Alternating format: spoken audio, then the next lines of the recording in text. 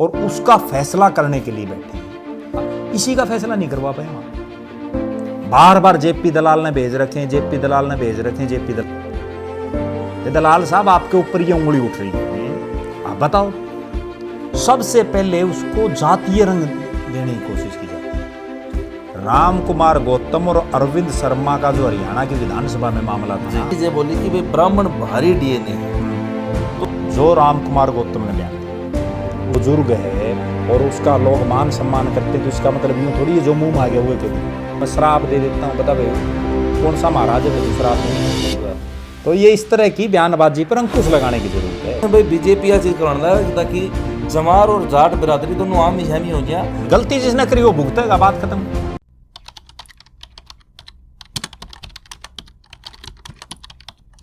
भाई एक चीज और है ना जो साहब, भाई उस महापंचायत के अंदर एक इंसिडेंट और होया था, आपको याद होगा, जो एक लुगाई और एक आदमी के बीच में होया।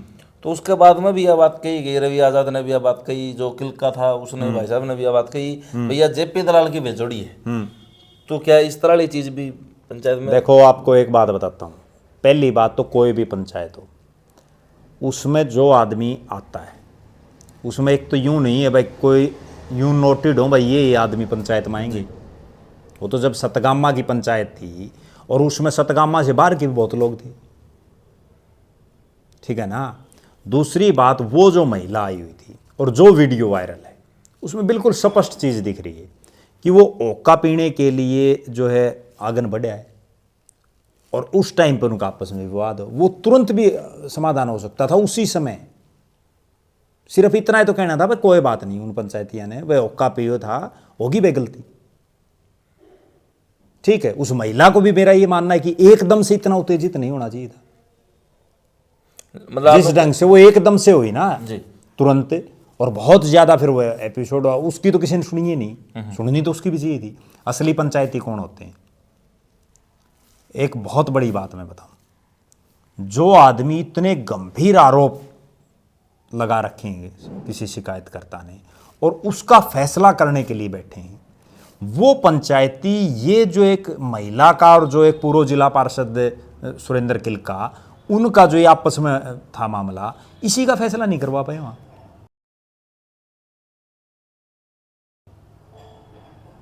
उसके बाद मैं सुन रहा था उन्होंने क्या बोला, भाई इसकी जो एफआईआर कटवाना, यही बोले ना जी। वहां तो एफआईआर कटवाने की बात कर रहे हैं, और वहां जिस शख्स ने एफआईआर, जिन्होंने एफआईआर कटवा रखी है, उसमें वो पंचायती खुद फैसला दे रहे हैं। आपस में अंतर्द्वंद्व है ना दोनों बातों में।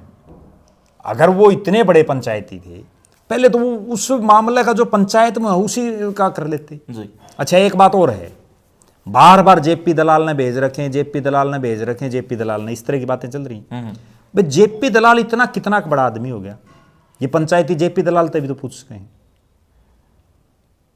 ये नहीं पूछ सकते। अगर ये वास्तव में पंचायती हैं और वास्तव में ये न्याय दिलाना चाहते हैं, ये जेपी दलाल से सीधी बात क्यों नहीं करते? ये दलाल साहब आपके ऊपर ये उंगली उठ रही है, आप बताओ। अपना आप दूध का दूध, पानी का पानी हो जाएगा। मतलब कोई भी चीज हो जाए। अब वो उस महिला को भी बोला जेपी दलाल ने भेज दिया। अगर उस पंचायत में 10 आदमी और मान लो बोल पड़ते, को प्रश्न पूछ लेते, तो क्या वो भी जेपी दलाल ने भेज रखे थे? मैंने जो शुरू में एक बात कही कि पंचायतियों का आज के दिन सिस्टम ये हो गया, जो जिसको बुलाता ना लगभग उसी के पक्ष में बोलते हैं, क्रॉस क्वेश्चन तो कोई करता ही नहीं। जबकि होना ये चाहिए कि वो न्याय की मूर्ति हैं एक तरह से, ठीक है ना, उनको हक की बात रखनी चाहिए। और उन पंचायतियों को भाई बाद में करांगे, बाकी तो पहले तो ये जो मामला है इसी को देखेंगे। वो एक महिला बैठी है, वो जिस ढंग से वो ओका पी रहा है उसमें स्पष्ट दिख रहा है, ठीक है। दोनों को उस मामले में अपना अपना स्पष्टीकरण वहीं लेना चाहिए था। क्यों नहीं उसकी बात सुनी? वो महिला भी तो यूं बोल रही है, भाई मेरी बात सुनो, क्यों नहीं सुनी उसकी? पंचायतियों को पहले तो उस पंचायत में जो आ रहे हैं उसमें थोड़ा बहुत तो सोचना चाहिए। हाँ मैं ये भी मानता हूं कि वो पंचायत इस मामले को लेकर के थी, लेकिन जब इस मामले को पंचायत हो रही है, हर कोई नया एपिसोड उसी पंचायत के अंदर ही हो गया, तो उसमें 10 मिनट उनकी भी सुन लेते। अच्छा एक बड़ी खास बात ये होगी, पिछले कुछ एक साल से कोई भी मामला हो, सबसे पहले उसको जातीय रंग देने की कोशिश की जाती है। सबसे पहले सिर्फ ये ढूंढा जाता भी वो है किस जाति का। बहुत बार हमने ये देखा है, राम कुमार गौतम और अरविंद शर्मा का जो हरियाणा की विधानसभा में मामला था ना, दोनों ब्राह्मण थे। अगर एक किसी दूसरी कास्ट का होता ना तो पूरे प्रदेश में बड़ा सिस्टम खड़ा वो जातीय संघर्ष हो जाता ना। ठीक है, और दोनों के ऊपर आपस में इतने गंभीर आरोप दोनों ने लगाए। तो जातीय जो ये सिस्टम है ना, इसको तोड़ने की जरूरत है। अच्छा, और जो समाज के प्रबुद्ध लोग हैं, कोई किसी भी जाति का हो, उन सबको इस मामले में आगे आना चाहिए। भाई क्या पता निर्वाह किसके पैदा हो जाए, पता थोड़ी चले है किस जाति में आ जाए। अपा बस का जापा बस का थोड़ी है। बिल्कुल। तो कोई सारे देश का ठेका लेना जरूरी थोड़ी है। आज के दिन तो अपना अपना ठेका आ जाए, वो बहुत बड़ी बात है। अच्छा, समाज के ठेकेदार 1 मिनट में बन जाते हैं लोग। एक चीज और बताओ जोशीला साहब, आप ये दोनों उन्हें बिरादरियां के हैं जिनकी मैं बात करूंगा। आप जाट हो, मैं ब्राह्मण हूं। दादा गौतम ने एक बयान दिया पीछे, भाई बटे चूरमा खा, हलवा खा, वो आपने सुना होगा। उसके बाद में जो जाट समाज है, जो जाट बिरादरी, उसने बड़ा जो है ना, मतलब इस चीज की खिलाफत करी और दादा गौतम ने माफी मांगनी पड़ी। उसके बाद में कुछ किसान नेता जो आपकी बिरादरी के हैं, उन्होंने ये चीजें बोली कि भाई ब्राह्मण भारी डीएनए है। तो क्या वो चीजें, वो बयान ठीक थे या गलत थे? देखो, पहली बात तो ये है, जो राम कुमार गौतम ने बयान दिया, उसने ना तो किसी जाति का नाम लिया, ना किसी आदमी का लिया, किसी का नहीं लिया। ठीक है, एक विधायक और तीसरी बार का विधायक है, उनको अपने शब्दों पर अंकुश लगाने की जरूरत है। भाई अगर बुजुर्ग है और उसका लोग मान सम्मान करते हैं, तो इसका मतलब यूं थोड़ी है जो मुंह में आ गया वो कह दिया, नहीं कहना चाहिए। उसके बाद वो बयान एक राम कुमार गौतम का था, जाटों ने उसको अपने पे ले लिया। सीधी बात मैं बताता हूँ, उसने तो नाम लिया ही नहीं, उसने तो ना जाटा लिया ना किसी आदमी का लिया, लेकिन जाटों ने उसको अपने पर ले लिया, बहुत से जाटों ने, और बयानबाजी शुरू होगी। अब वो सीधा ब्राह्मणों को टारगेट करने लगे। कई भाई ब्राह्मण का उसमें क्या कसूर है? बयान देने वाला तो एक राम कुमार गौतम है, या क्या पूरे ब्राह्मण समाज का उसी पे ठेका है? जैसे पूरा ब्राह्मण समाज राम कुमार गौतम है। और जो ये लोग बोल रहे हैं जाट समाज के भी, कोई भी हो, क्या उन्होंने पूरे जाट समाज का ठेका उठा लिया? हाँ, आप राम कुमार गौतम ने बात बोली है, आप राम कुमार गौतम को कहो। और मेरे एक चीज और नहीं समझ में आती, आजकल ये सोशल मीडिया का एक ऐसा जमाना आ गया कि हर आदमी तुरंत लाइव आके ना अपनी बात रख दे, तो वो उस मामले नहीं सोचता है, नहीं भाई असलियत कहाँ है। सही बात, मामला है कि अभी मैं आपको एक बिल्कुल ताजा ताजा उदाहरण देता हूं। कैथल जिले के एक गांव में अभी जो है गुरु ब्रह्मानंद जयंती मनाई, और मुख्यमंत्री उसमें चीफ गेस्ट। सोशल मीडिया पे 2 दिन खूब धुम्मा उठा रहा। वे रोड समाज के जो सिरमौर हैं, चौधरी बलकार सिंह जो प्रधान, उसको बुला लिया, खूब चले मामला। और अभी एक नया पोस्टर आ रहा है, अरविंदर कल्याण के घर पे गए हुए हैं बलकार सिंह, जिस अरविंदर कल्याण का बिना नाम लिए वो उसी पर कटाक्ष है वो एक तरह से, क्योंकि अरविंदर कल्याण ही सारा लीड कर रहा था मामले को। ठीक है, अब बताओ उन बिचले ही कह रही। कल ने मान लो अब राम कुमार गौतम ने माफी भी मांग ली, ठीक है, और हाँ मैं ये भी मानता हूं कि बहुत बार ऐसा राम कुमार गौतम इस तरह की बयानबाजी देते रहते हैं जो गलत है, नहीं देनी चाहिए। आदमी बुजुर्ग हो जाए तो अपनी जुबान पर कंट्रोल कर ले, इंटरव्यू देनी जरूरी थोड़ी है, या माइक पे भाषण देना जरूरी थोड़ी है, नहीं है ना। लेकिन वो इसलिए कि भाई वो भी एक थोड़ा पब्लिक में लोग यूँ सोचा हाँ भाई राम कुमार गौतम राजनीतिक रूप से जिंदा है अभी, ठीक है। लेकिन ये जो ब्राह्मणों को टारगेट कर रहे हैं, मैं गलत मान रहा हूँ इस मामले में, क्योंकि कोई ब्राह्मणों ने थोड़ी कोई बात कही है। भाई दोषी हर एक है। समाज में कोई भी जाति या किसी भी आदमी का अपनी एक जाति से काम नहीं चलता, सब आपस में भाईचारा है। आपस में किसने बेरा है? आप एक बात बताओ, आप अपने नाम के पीछे शर्मा ना लगाओ, कितने के लोग आपको पिछाड़ेंगे भाई शर्मा है? ठीक बात है, बता दो मैंने।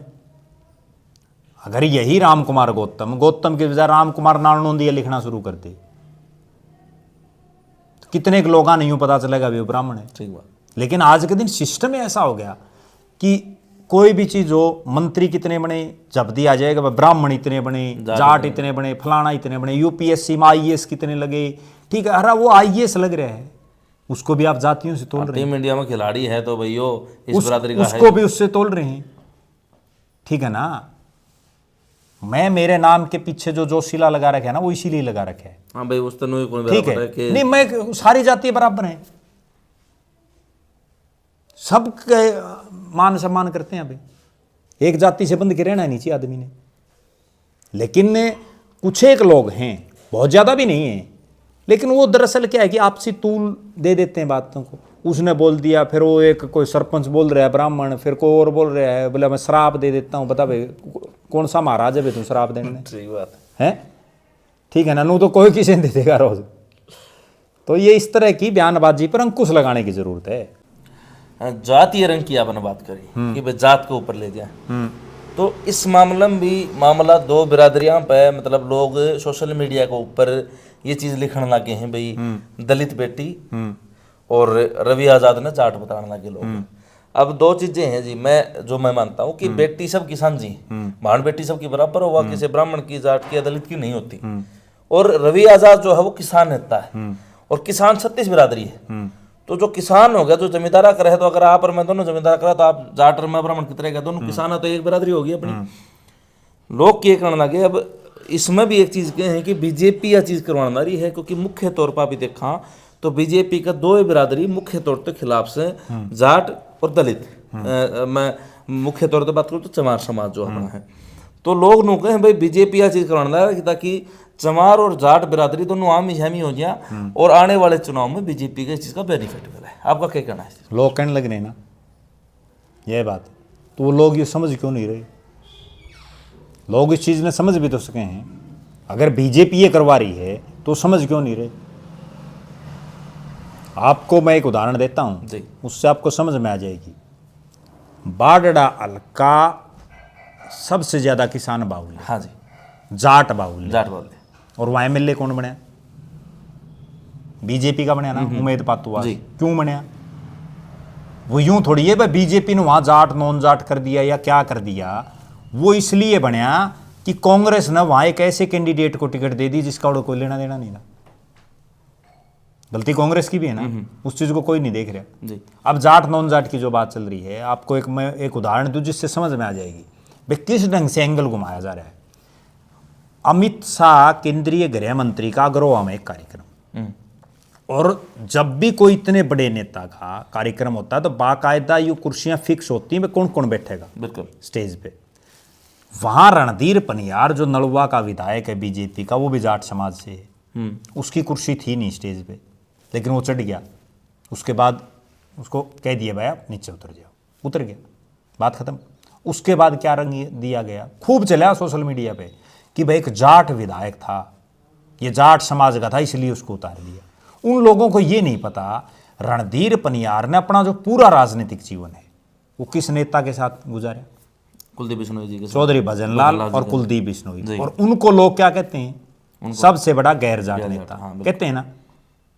बताओ फिर, अपना आप इन्हीं बातों में विरोधाभास है।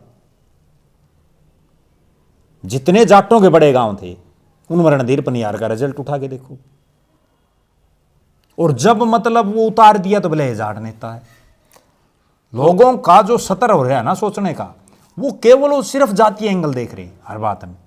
अब मान लो एक मिनट के लिए कि ये जो पूरा मामला था, इसमें ये जो 2-3-4 जिनके भी नाम आ रहे हैं, इनमें अगर कोई इन्हीं की किसी कास्ट का होता तो फिर